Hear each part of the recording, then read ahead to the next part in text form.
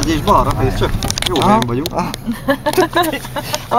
Ott van le a két fehér. Jaj. Semmi, mit gondolod? Aha.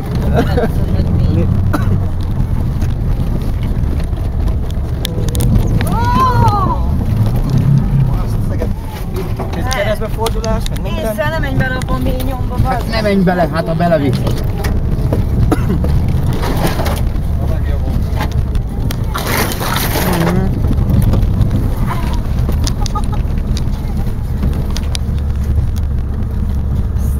Jobbra látok valami épületeket. Hát ez egy kicsit messze van. Végig ilyen.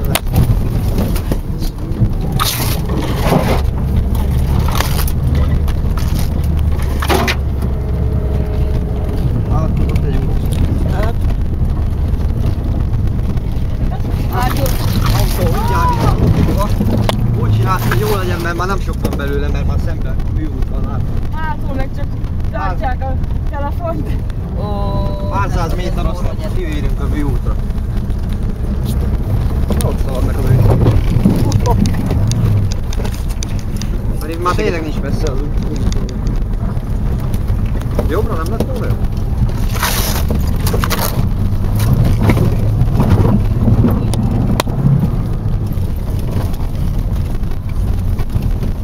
Ha nem maradunk benne, akkor semmire sem. Hát hallod, az igazi túlérő túra az autónak. Mindjárt, már látom a végét. Hát már jó lesz a vége lenne, mert az lesz. Tényleg nagyon Hallott már a vége. Már nagy baj nem lehet. Ha kell, kitoljuk. Várjál csak még is. Tudod, mikor tolod innen ki? Hát, ha nagyon belássa magát, akkor... Itt, ha benne marad, de nem tudod.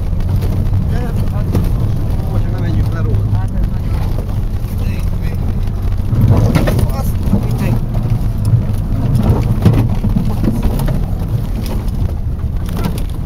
Jó, ott az út. Figyelted, visszapillantó rögtön már itt bent van. Ez az utolsó.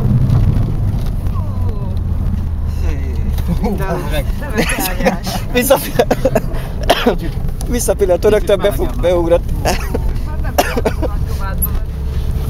Hát, figyelj. Minden elismerésem van az a Levi. Hát nekem is. A sofőré is. Hát igen, a sofőrt is. Tudnak valamit.